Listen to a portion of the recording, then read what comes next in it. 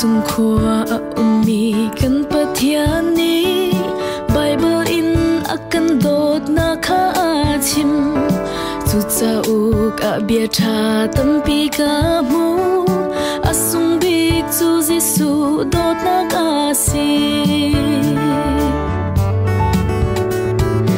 amma ka phil ilam tlau man ning lo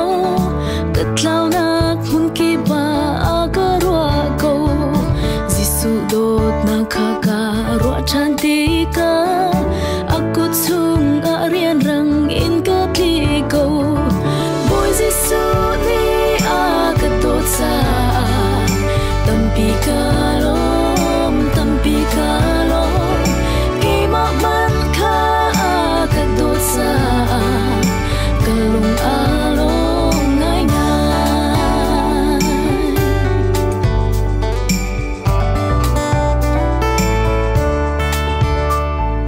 Giêsu a ka dot a ma ka dot ve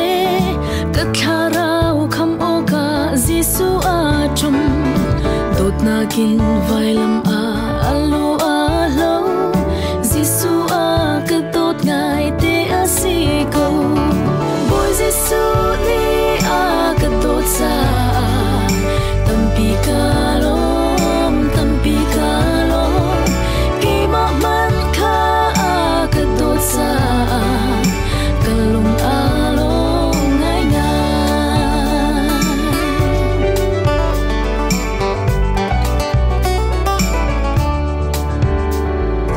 alian ngan siang pasang ka mu ti ka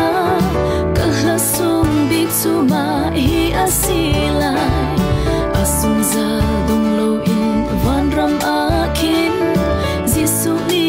a ka do tia ka salai boy Giêsu ni a ka do sa tampi ka lo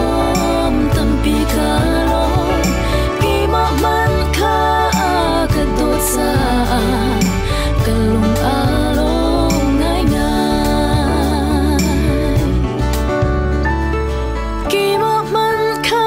a ka do sa kalung a lo